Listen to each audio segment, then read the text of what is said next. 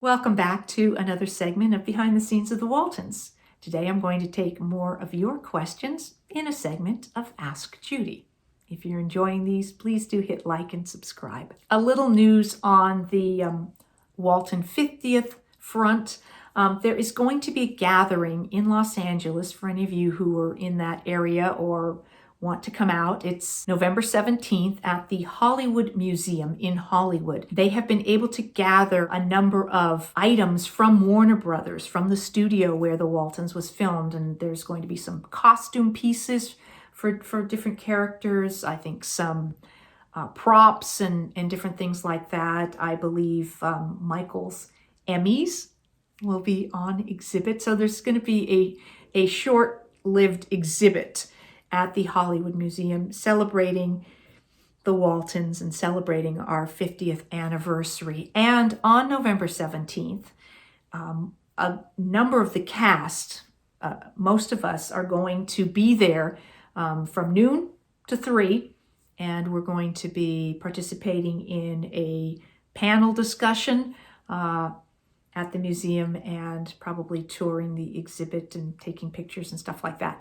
So if any of you might be in LA or want to come out for this, November 17th at the Hollywood Museum. So hopefully I'll get to see some of you there. This is from Wesley.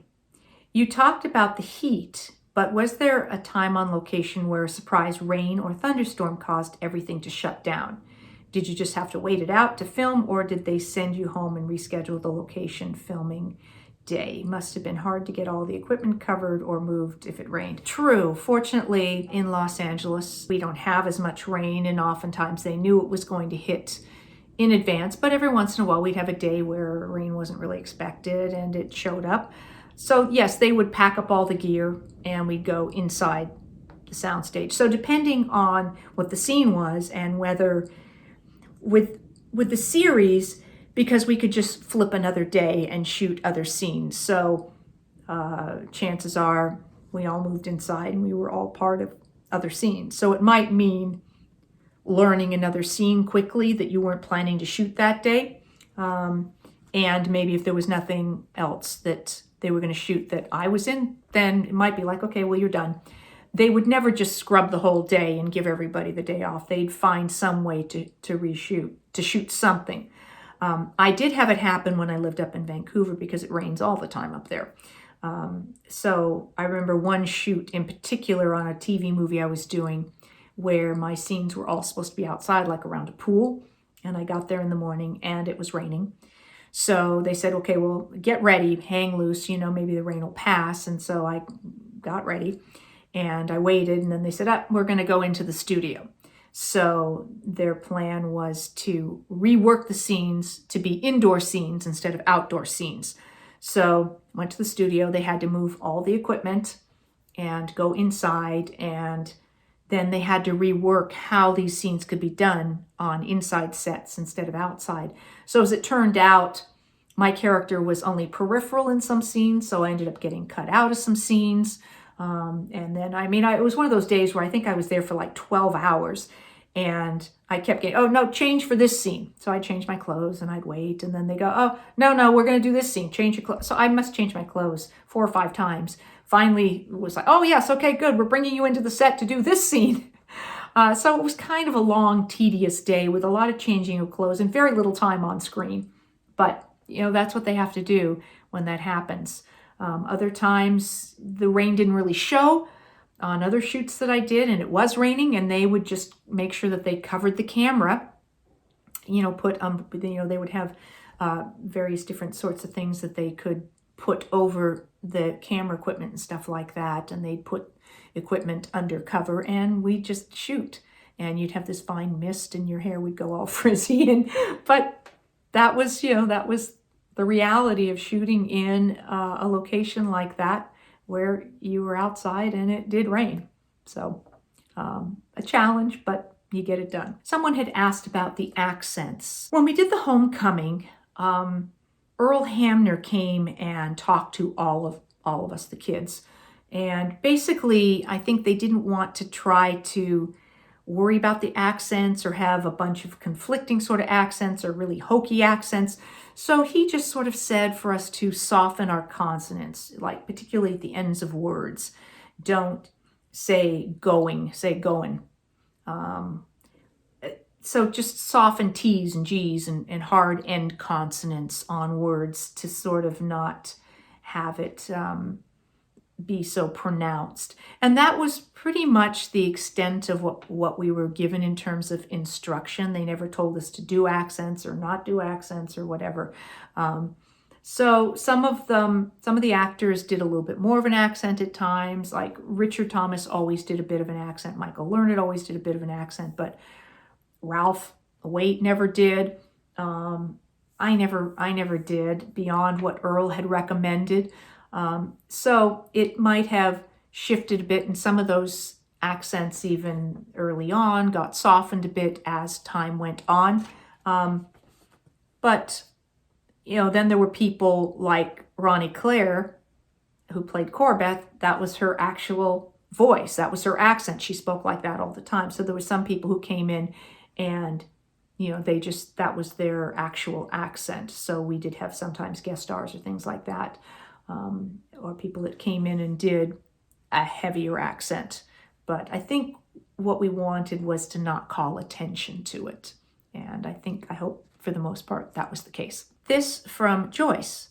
One of the subjects I would find interesting for you to talk about is the difference between you, Judy, and you, Mary Ellen. She seems so different than what I imagined she would be as an older adult. But that's because you aren't her anymore. Do you remember the last time you played her, and what was that like? The last time I played Mary Ellen was when we did the last reunion specials, and the very last one was, I think it was a Walton Easter, when John Boy and Janet, his wife, come back to the mountain, and she is pregnant, and she delivers the babies, and Mary Ellen ends up delivering the babies, the twins that they have. So that would have been the last time. Because we had 10 years in between the first reunion movies we did and then the later ones. So it was interesting going back after 10 years off, because understanding the relationships, that was all still absolutely there. We just, we never stopped seeing each other in real life, and it was just family, and we had all those years of history together. So we knew those relationships even as adults, because we all were pretty much adults before the series ended. So we'd already begun to interact with each other more as characters as adults. So I think it was a little easier in terms of understanding the relationships, but to then determine who those people were and what might have occurred in the intervening years, who they were at that point in their lives, that was a little more homework to sort of find that rhythm again.